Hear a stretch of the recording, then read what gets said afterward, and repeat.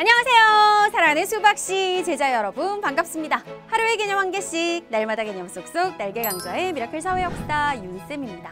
자, 지난 시간에 우리는 칭기스칸이 건설했었던 대제국, 바로 몽골 제국에 대해서 배웠고요.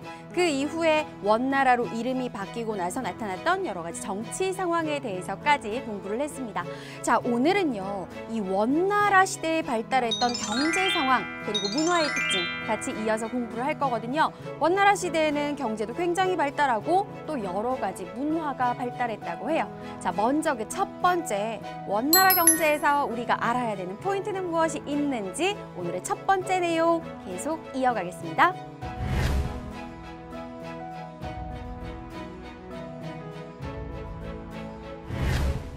자, 원나라 경제의 첫 번째 특징은 바로 무엇이 있느냐? 목화의 재배가 확대됐다는 사실이에요. 이 목화라고 하는 식물은 면직물을 만들 때 사용되는 원료인데요. 면직물로 옷을 만들면 굉장히 다양한 색깔을 입힐 수도 있고 또 질기기 때문에 편하고 튼튼한 옷을 만들 수가 있거든요. 목화 재배가 확대되면서 원나라 경제는 점점 더 발전을 하게 되었습니다. 그리고 두 번째로 뭐니 해도 원나라 경제에서 가장 중요한 건 교통로가 발달했다는 사실이에요. 원나라가 땅이 워낙 크다 보니까 각 지역을 이어주는 교통로가 잘 만들어져 있었는데 단순히 교통로를 만들기만 한 것이 아니라 주요 지역마다 군데군데 역참이라고 하는 시설을 설치를 했습니다.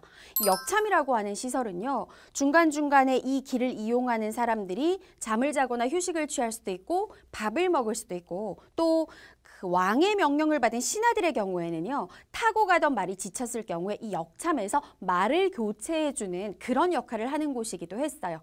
역참은 칸의 명령을 받은 신하들뿐만 아니라 상인들까지도 이용할 수 있었기 때문에 이 역참으로 인해서 다른 나라들과의 물자 교류가 굉장히 활발해지게 되었던 것이죠. 자, 그리고 마지막 원나라 경제에서 또 하나 알아야 되는 거, 워낙 주변 나라들과 무역 같은 교류가 활발해지다 보니까 당연히 화폐의 사용도 증가했겠죠. 자, 송나라 시대에 처음으로 지폐가 등장을 해서 원나라 시대에도 종이돈, 지폐가 활용이 많이 되었는데 원나라 시대에 널리 사용된 지폐를 우리는 교초라고 부릅니다. 자, 계속 이어서 이제 원나라 시대의 문화의 특징에 대해서 공부를 할 거예요. 원나라 문화는 여러분들이 알아야 되는 내용이 조금 더 많거든요. 자, 어떤 문화 특징이 있는지 계속 이어가 보도록 할게요.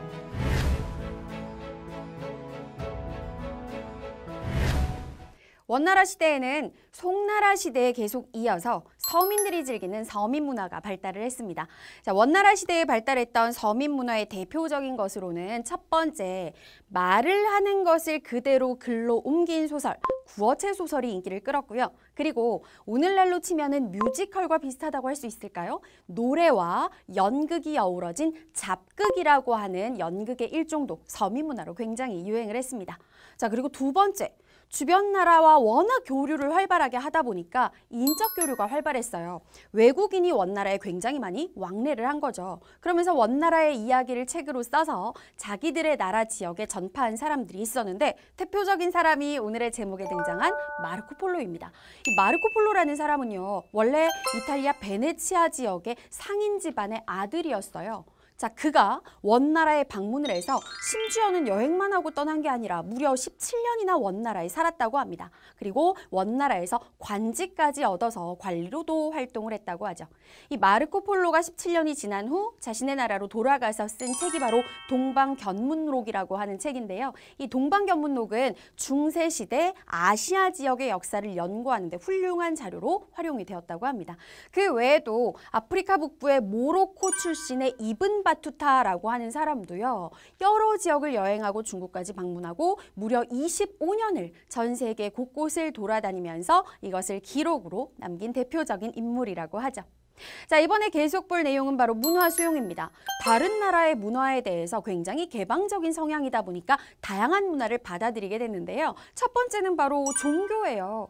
외국 종교에 거부감이 없었어. 그래서 원나라에는 이슬람교 사원들도 들어와서 굉장히 많이 존재를 했고, 그리고 불교의 약간 변형된 형태, 티베트라는 지역에서 발달한 티베트 불교도 원나라에서 유행을 했다고 하죠.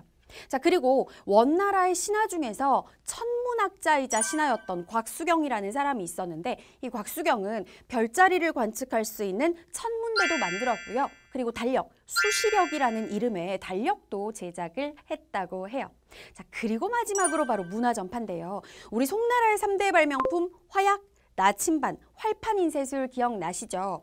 이 송나라의 3대 발명품이 원나라로 고스란히 이어져서 원나라가 주변 나라들과 교류를 활발하게 하다 보니까 원나라 시대에 이 3대 발명품이 바로 유럽 지역으로 전파가 이루어졌다고 합니다. 자, 오늘 배운 내용들은 굉장히 짧고 간결했어요. 하지만 그 중간중간에 선생님이 강조한 포인트가 있었을 거예요.